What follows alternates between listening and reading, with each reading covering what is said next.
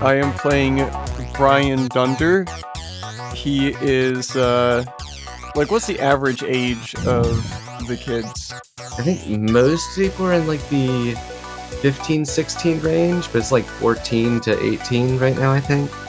Yeah, I'd say he's like 1 year younger, so 14. He's kind of short.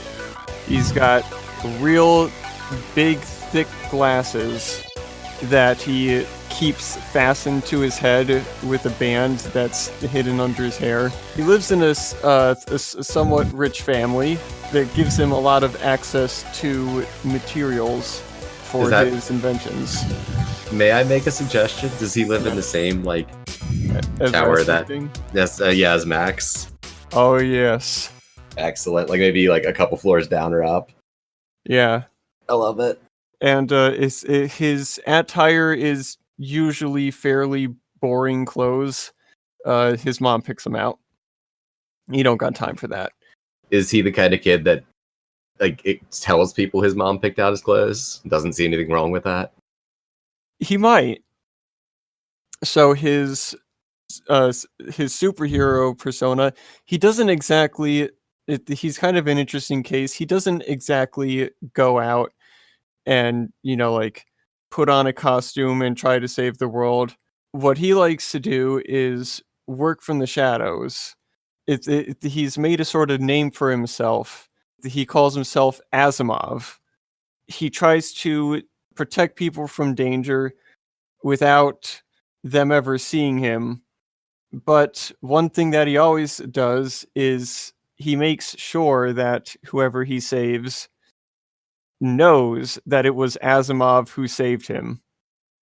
So I like that. You'll see his name and insignia, suddenly painted on a wall somewhere, or adorning whatever devices he uses to protect people. So when you say from the shadows, do you mean like literally Brian's like in a nearby alley, or is this like remote control Brian sitting in his room at his lap?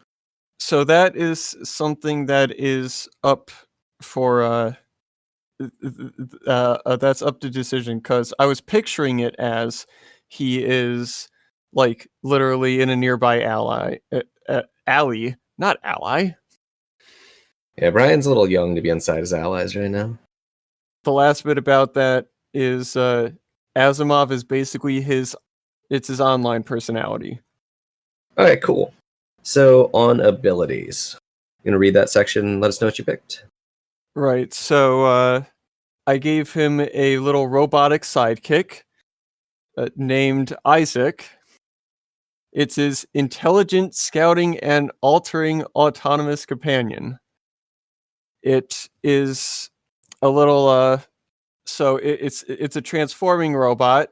It can turn into, maybe a little helicopter or a boat or something for all sorts of travel.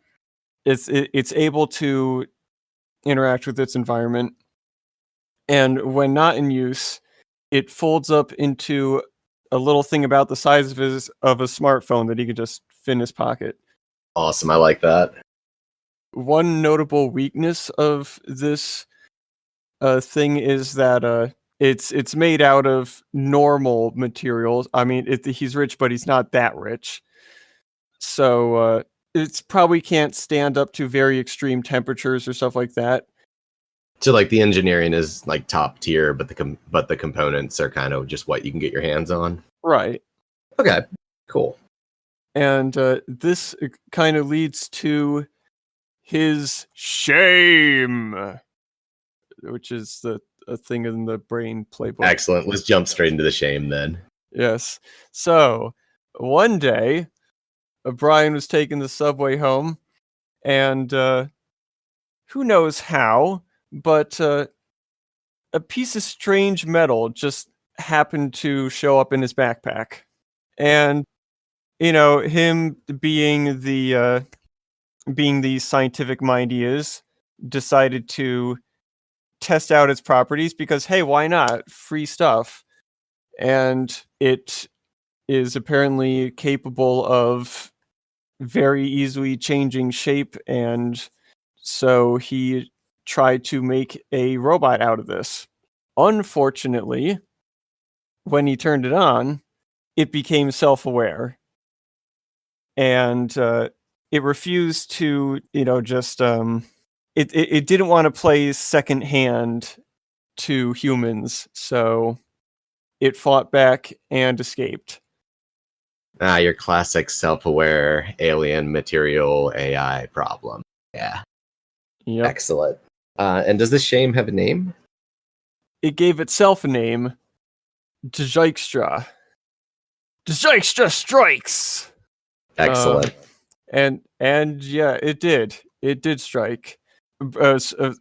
Brian usually attends robotics conventions to show off all his crazy inventions, but after this happened, he decided to stay at home, which was a good idea because Dijkstra struck and killed some people and injured many. And now Brian has to live with this and worry about the next time that he's going to run into this thing.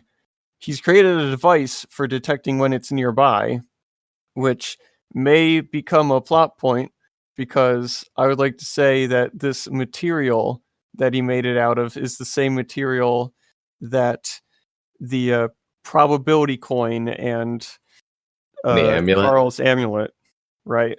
Excellent. What school does Brian go to? Public, or is Brian a private school kid? I'm thinking public school since I set him a year earlier. Yeah, and I think he and Amber are absolutely on that robotics team together, right?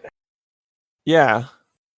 Cool. Let's jump into your backstory questions. How did you first reveal your genius to your friends or family? Well, when he was a little infant, he took he took that mobile or whatever his parents put above him and made some sort of arm for picking up objects or whatever he wanted. His parents couldn't keep anything away from him. I love that. That's fantastic. Why did you decide to use your intellect for the benefit of others? Pride. He won't admit that, though. That's what it is deep down. Like, he wants to be known. Yes, deep down, but he believes he's just being, I'm losing the word. Yeah, when you're just selfless. I think I know the answer to this one. What accident or misfire taught you some sense of humility or responsibility? Is it your shame, or is there something else? I feel like that question is just begging to be the shame. Yeah, it feels right. And who helped you realize you need other people? So I'm not certain if that has happened yet.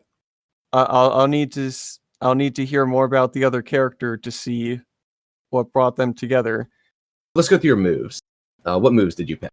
Right. So I don't see how anybody playing a brain cannot pick this move.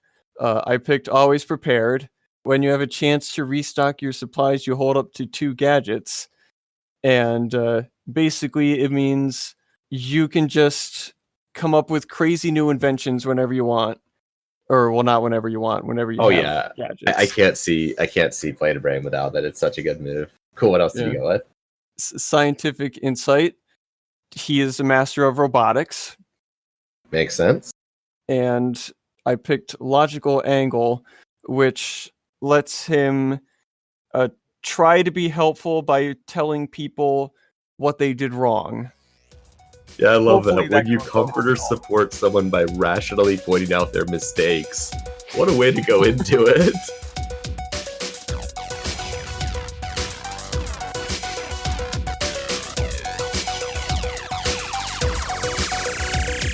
Moon Harbor Heroes is produced by Anthony Sheets and TPQ, and edited by Anthony Sheets. Anthony can be found on Twitter at IcyNewYear or at IcyNewYear.com. T is the host of Incubator on Air, a new play podcast available on iTunes, Stitcher, Spotify, and Google Play.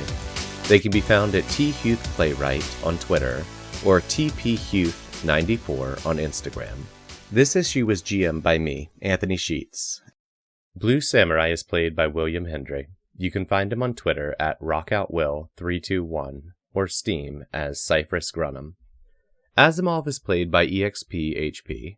You probably won't find him at itsexphp on Twitter, but it's worth a try. The music for this issue is Ouroboros by Kevin MacLeod. A link to the license in his website will be in the episode note. Our logo was designed by Beautiful Beasties. She can be found on Instagram at beastly.doodles or on Patreon at patreon.com/beautifulbeasties. If you want to get a hold of us, email us at moonharborheroes@gmail.com or on Twitter at moonharborcast. If you enjoyed this issue, please consider leaving us a review on iTunes and recommending it to friends.